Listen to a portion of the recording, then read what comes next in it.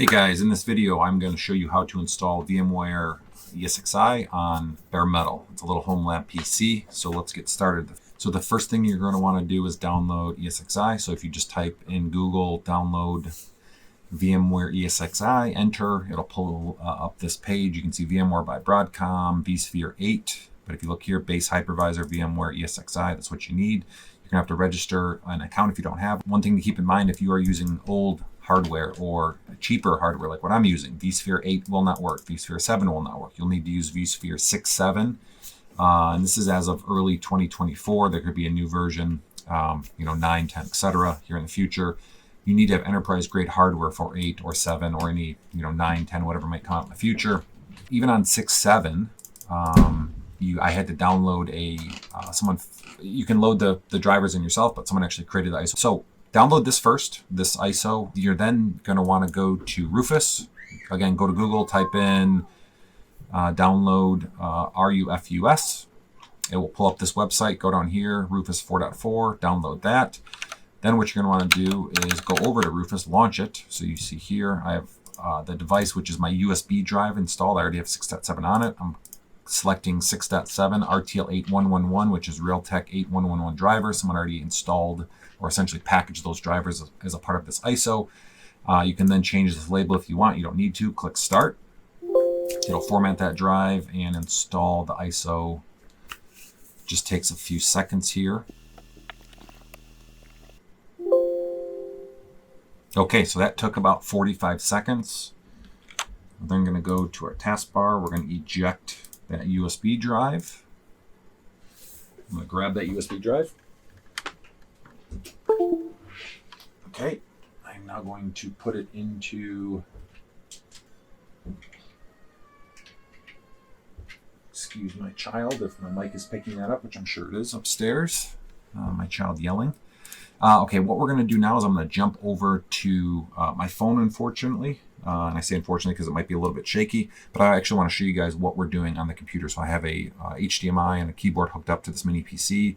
I'm going to switch over on my monitor to HDMI 1. I'm going to turn this on. And I'm going to hit record on my camera. Okay, so what is happening now? I'm booting the computer. You're going to want to go into BIOS. So on this one, you can see right here, delete for BIOS. I already did that. So make your USB bootable.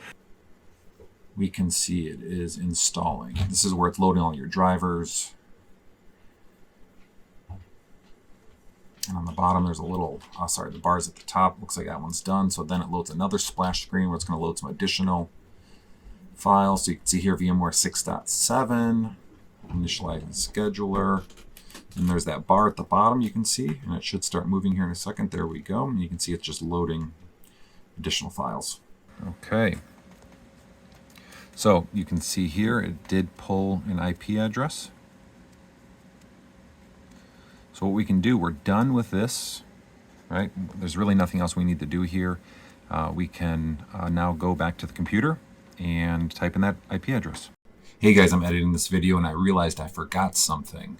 In my splash screen that I just showed, it pulled that DHCP IP address. Not everyone's going to have that, right? Some people don't have a DHCP server. Yeah, so you're going to want to hit F2 for customize system. And then you can drill into the network configuration. You can set your static IP. You can then restart your network stack. That'll be an option. And then escape out of that, and it'll go back to a screen like what we are looking at right now within Premiere Pro, where it'll give you an IP address that you can then log into.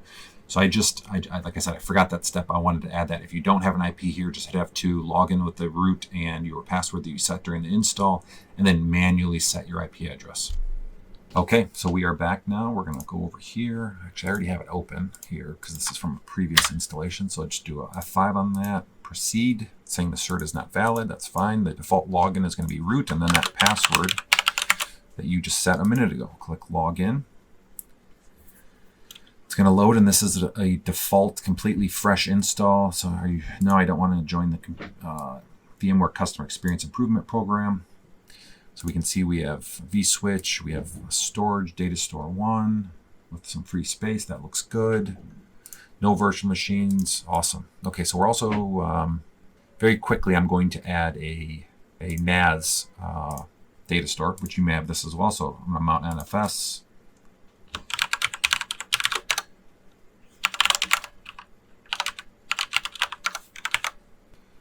Okay, so now we have a NAS Share as well as our data store, that 240 gig SSD, which it looks like it's been partitioned for the boot drive, and then the rest is available for us to use. So now what we're going to do, so that is your base install of ESXi. I have additional videos on how to configure additional virtual switches, additional storage, bring in ISOs, etc. If you did want to quickly launch a virtual machine, I'll just show it very quickly since I just added that data store. So we could go up to virtual machines. We can do create virtual machine, create a new virtual machine, and you need your ISO, right? So we're going to call this one, let's just call this one Windows 20, Windows 10, or yeah, server, whatever, right? 6.7 is good, or let's call this Windows OS version. Let's say Windows 10 64-bit. Click next. We're going to store it on data store 1. Click next. So this is where you actually select your ISO to boot that, to install Windows or Linux or whatever you want on this hard disk. So let's make this hard disk a little bit bigger. Let's make it 50 gig. Let's give it, it's easier here if you just do gig. Let's give it 8 gig of RAM, 2 CPU. That's good. And here you can see CD, DVD drive, host device. Now we want data store ISO file. So as I said, I loaded this NAS drive, so you can see here I have various ISO files. So we can do, I don't actually have a Windows ISO, but that's fine. It's all the same. So let's just do Ubuntu 2204. The name is incorrect and a couple other things, but we can fix that in just 1 second. I will show you. So we're going to connect it at boot. Yes. So if we go down, next. I thought there was an option to actually turn it on when you click finish, but I don't see that anymore, so it must not turn it on. So it did not turn it on. Perfect. So now what we can do is we can click this, we can do edit settings, and we can go over to VM options, and we can go to guest option somewhere here. Yeah, guest OS, right? So here we're going to change this back to Linux, and we're going to change it to Ubuntu Linux 64-bit. Click save. And now what you can do is you can power this on. It's going to boot just as ESXi just booted into that ISO, right? So try or install Ubuntu server, click enter, and you are off to the races.